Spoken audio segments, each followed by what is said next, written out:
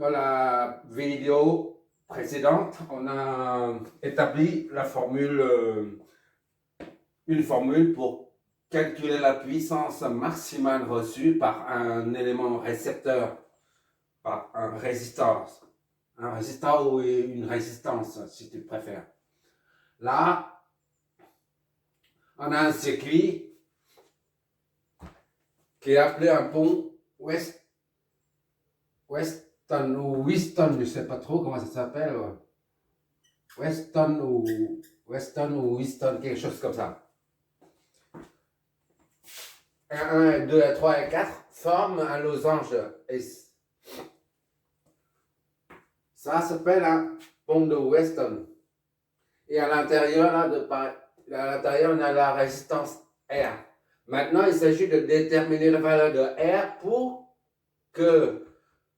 qu'elle reçoive le maximum de puissance en provenance de Vn. C'est-à-dire chercher la valeur de résistance de R pour que la source fournisse une puissance maximale à R. Voilà. D'accord? Et les valeurs de résistance sont données ici. Bon, on y va.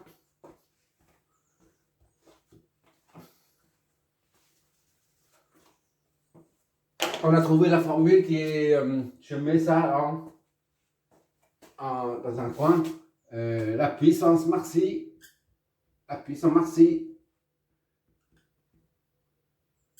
est égale à la tension de source, d'accord? Vs sur 4 fois la résistance en question, que l'on veut connaître la valeur, d'accord? Bon. Ça, c'est la formule établie. La première vidéo concernant la puissance maximale. Il suffit de revoir et puis tu verras ça. Bon, pour ce circuit, on va réduire ça, R1, R2, R3, R4, et ça, à un circuit équivalent de Thevenin. Et après, on raccorde la résistance R au circuit équivalent de Thevenin, d'accord? C'est ça la méthode en fait. Et pour ça, on va numéroter déjà les points d'intersection.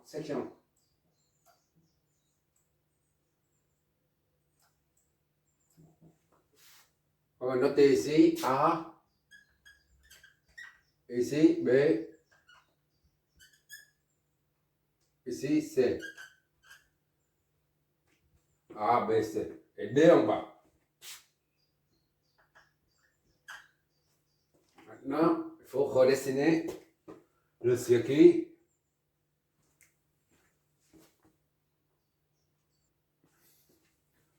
Ici, je reproduis le schéma, le circuit d'en haut là.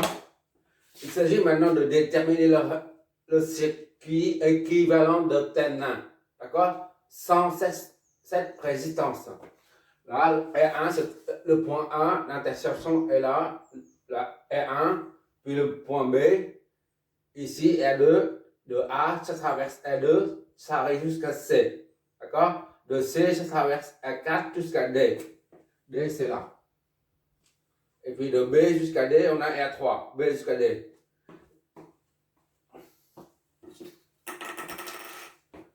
On enlève la résistance R. D'accord? Ici, c'est B.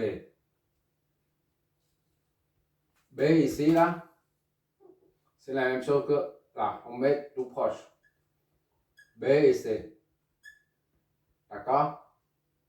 B et C. Voilà. On doit calculer pour trouver le circuit équivalent de Thevenin. On doit trouver la résistance équivalente de Thevenin et la source de Thevenin. D'accord? Comme d'habitude. Maintenant, pour la source de tension, pour calculer RTH, on doit court-circuiter. Quand il s'agit d'une source de tension, on la court-circuite. Quand il s'agit d'une source de courant, eh ben on l'enlève tout simplement. RTH de RTH. D'accord? Donc, il faut court-circuiter la source de tension pour pouvoir calculer la résistance RTH. Ça, ici, c'est RTH. Et ici, là, c'est RTH. RTH que l'on cherche. Bon, maintenant, on va transformer ça une deuxième fois pour mieux voir. Tout simplement, je redessine ça et je mets ici, là. D'accord? Pour mieux voir. Cette configuration est la même que celle-là. D'accord? Maintenant, on peut trouver la résistance équivalente RTH au bornes B et C. Entre ça et ça. B et C, c'est ça. D'accord? La résistance équivalente. Voilà. B et C. RTH.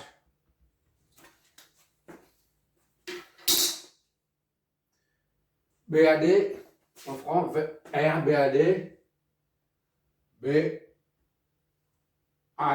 d'ici à là, c'est ça qui est en parallèle.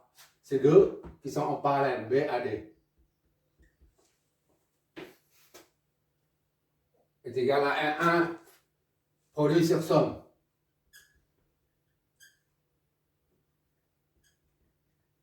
Soit 10 fois 20 divisé par 10 plus 20. D'accord?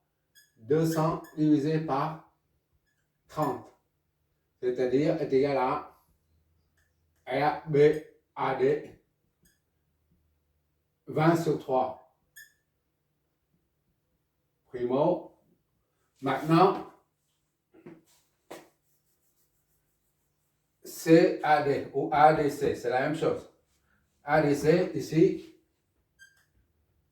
ADC produit sur somme. R2 fois R4 sur somme. 25 fois 5.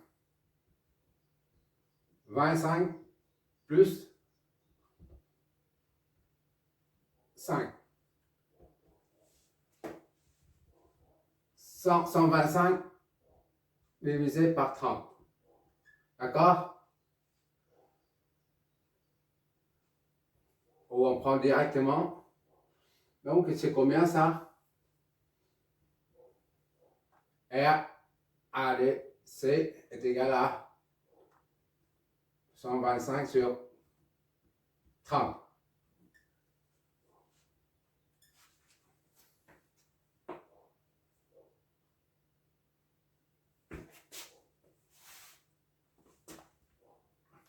Égal à 5 sur 6. Voilà. 25. 25. 25 sur 6. D'accord? Divisé par 5, divisé par 5. 25 sur 6.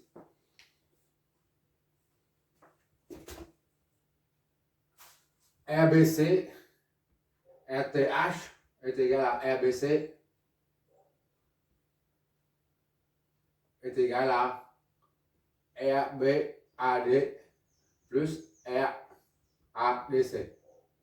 Soit 20 sur 3 plus 25 sur 6. D'accord? 2,40 plus 25 sur 6. Soit RTH est égal à 65 sur 6.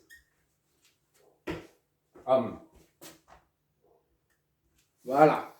Ça, c'est la résistance équivalente de Thermin. Maintenant, on va calculer la tension de Thermin.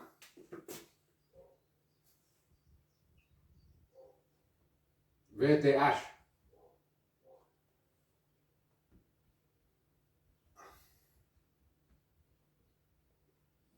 Ah.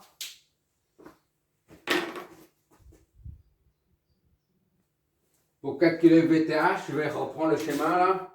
C'est celui-là, mais on remet la source de tension. D'accord? Et on calcule la tension aux bornes. On reprend le schéma. Là, je reprends le schéma là. D'accord? La source, je remets ici. Les 4 résistances. J'enlève la charge. C'est comme celui-là. La différence liée à la source de tension. Maintenant, il s'agit de calculer la tension aux bornes B et C.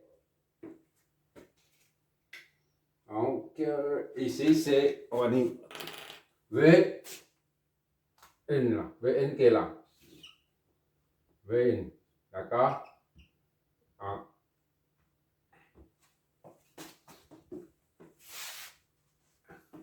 B et C, c'est, on va mettre les potentiels B et C. Disons ça, c'est 0. De référence. D'accord? Bon, on va prendre VB, c'est ici. Ce point est le même que celui-là. VC est là. Qu'est-ce qu'il nous reste? Il nous reste... on cherche la tension aux bornes BC. Donc VBC. VBC, c'est ça. VBC. D'accord? VBC.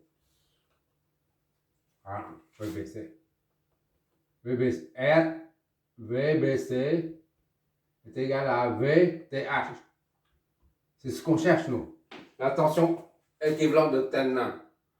Tout à l'heure, c'était la résistance équivalente de Thermin. Maintenant, on cherche la tension équivalente de Thermin. C'est toujours aux bornes B et C, d'accord? Mais VTH correspond à VBC, d'accord? Maintenant, il suffit de trouver BB, BC, et puis faire la différence des deux, ça donne VBC. Et cela correspond à VTH, d'accord? Je vois toujours, j'espère. Ok, aujourd'hui il y a la lumière.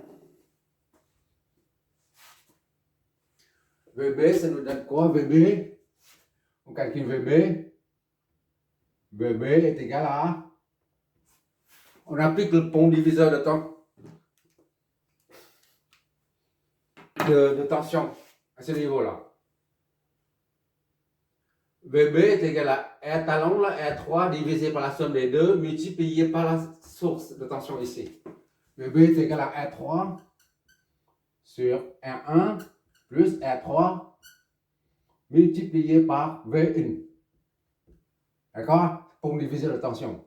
Donc R3 c'est 20 divisé par 20 plus R1 10 multiplié par 60. Ça donne 30 divisé par 20 divisé par 30 fois 60. Ça et ça va faire 120 sur ça divisé 3. Donc est égal à 4, 40. VB est égal à 40 volts. C'est le potentiel, d'accord?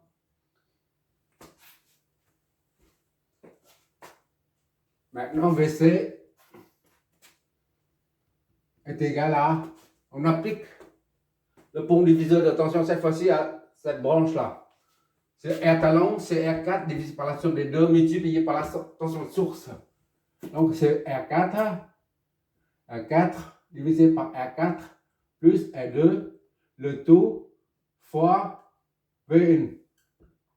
Soit R4 c'est combien? 5 divisé par 5 plus R2, 25. C'est ça, R2 c'est 25, ok.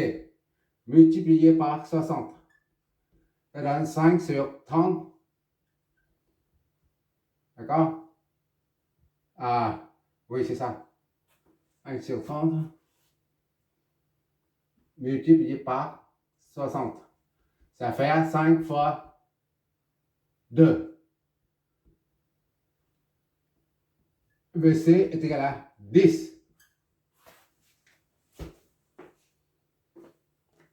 volts.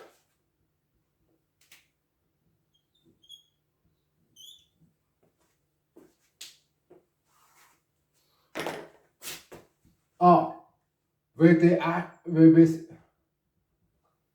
donc VBC est égal à VB moins VC, soit 40 moins 10, 30. VBC est égal à 30 volts. D'accord?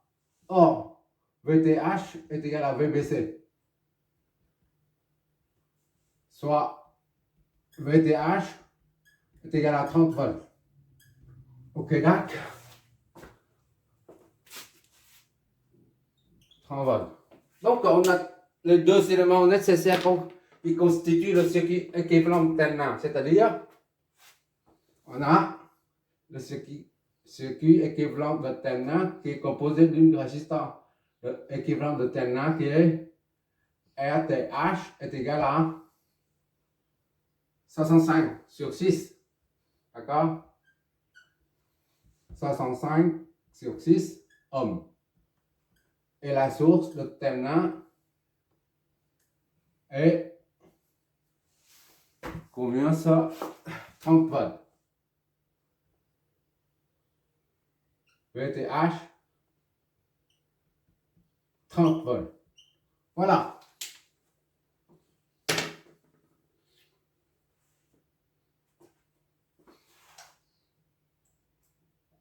Maintenant, il suffit de raccorder la source R là-dedans au circuit de terminal. C'est-à-dire, on met R ici. Aux bornes BC. D'accord? BC. B et C. D'accord? Ça, c'est R. Variable. On ne sait pas encore. On ne connaît pas sa valeur. D'accord? Maintenant, déterminer la valeur de résistance de R. Maintenant, il faut trouver R pour que la puissance maximale pour que la puissance maximale soit transmise à R. D'accord?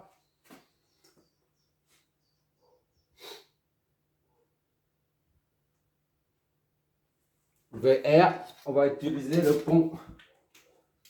Pourquoi on doit avoir cette tension-là, VR, puisque on a dit la puissance maxi reçue est égale à V source au carré divisé par 4 fois la résistance R.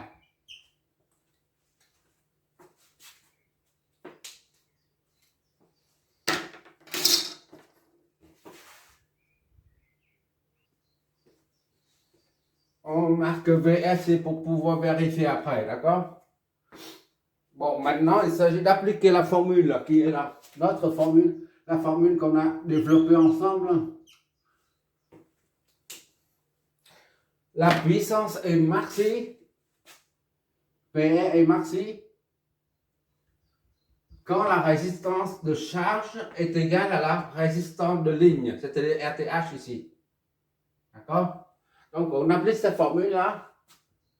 PR maxi est égal à VS, c'est la tension de source, correspond à VTH ici.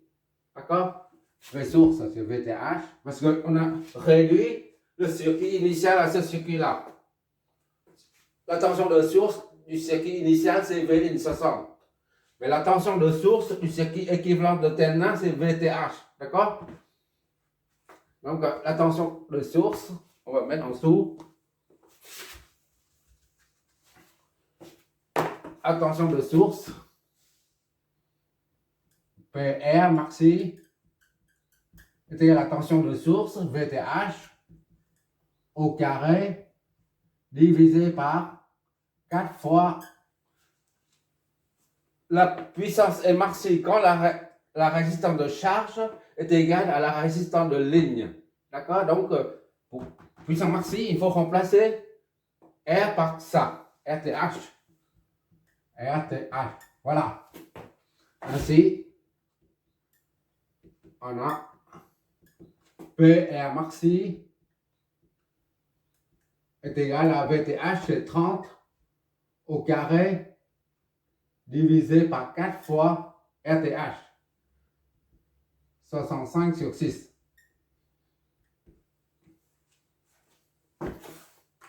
Qu'est-ce que ça nous donne?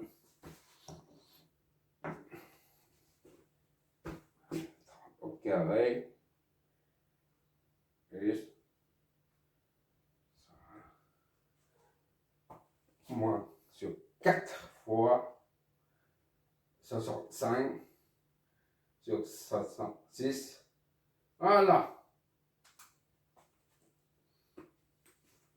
20. D'accord? 20, 77. 20,769 watts, soit PR maxi est égal à 20,67 watts. On a arrondi à 67.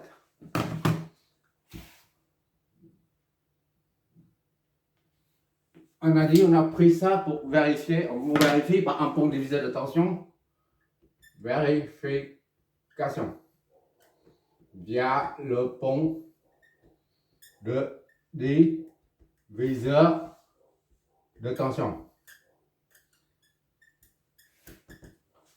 Donc, VR est égal à R divisé par R plus RTH fois 30. Est-ce que ça correspond bien? Regarde ça, c'est R, c'est combien? R comme RTH, c'est la même chose, comme on a dit, pour avoir la puissance maxi. C'est 65 sur 6, d'accord? 65 sur 6, plus 65 sur 6. Est-ce que R et RTH, c'est la même chose, fois 30. Ça nous donne VR est égal à la moitié de ça. D'accord? Puisque ça, c'est la même chose. Donc, c'est la moitié, c'est 15. 15 volts. Quand tu as une source comme ça, et que tu as une résistance qui est là, 20 ohms, ici c'est 20 ohms. La tension ici c'est 100 volts. 100 volts. Et bien, on divise par 2. Parce que chaque résistance crée une chute de tension qui est en fonction de la valeur de la résistance. Ici, ça chute la moitié, ici, ça chute la moitié et ça tombe sur 0 volts après. Chute de tension 50 volts, 50, et là, ici, 50. Et enfin, ici, 0 volts. Correspond ici. D'accord? C'est toujours comme ça. Donc, on n'a même pas besoin de calculer. D'accord? Je mets ça comme ça, mais tu sais tout de suite que la puissance est marquée quand R est égal à RTH. D'accord? Bon, c'est 15 volts. On va essayer pour voir la puissance. Est-ce que ça correspond? Quand R est égal à RTH, RTH est égal à 65 sur 6. On a VR est égal à 15 volts. Alors la puissance, en termes général, c'est pas la puissance maxi, d'accord? Est égal à U carré, enfin, UI, RI au carré, ou U carré sur R, d'accord? Donc on prend ici, là, U carré c'est 15 au carré, divisé par R, 65 sur 6. Qu'est-ce que ça nous donne? On doit trouver le sur 15. Hop là. Je ne suis pas doué. au calcul mental, 12 au carré divisé par sur 6. Voilà.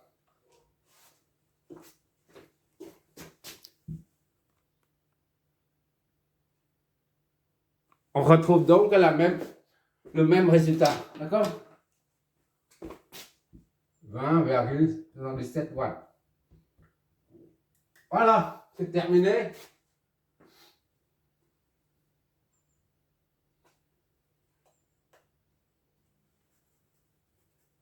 Quand la résistance de charge réglable, comme on la règle à 65, c'est-à-dire combien ça? 65 divisé par 6 à 10,83. 10,83 ohms. Conclusion, quand R est égal à 10,83 ohms, puissance maxi est égal à 20,77 watts. Voilà notre conclusion.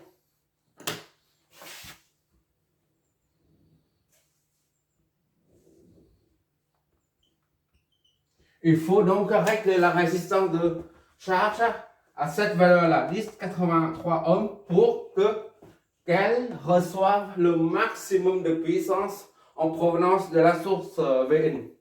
Voilà, c'est ça que ça veut dire. Ou alors, en d'autres termes, la source VN ne peut fournir une puissance maximale à la résistance R que si cette dernière est réglée à 10,83 ohms. Voilà. Tu regarderas le résultat de simulation à la fin de cette vidéo. D'accord? Bien sûr, il n'y a pas tout ça. Hein. Il n'y a pas de schéma détaillé comme ça. Juste ça, et puis je mets là la source de la résistance. Si, je vois toujours, j'espère. Oui, encore dernière ligne. Oui, ici. Si R est inférieur à 10,83 ohms, alors la puissance ne sera pas inférieure à P max. C'est d'accord? Aussi,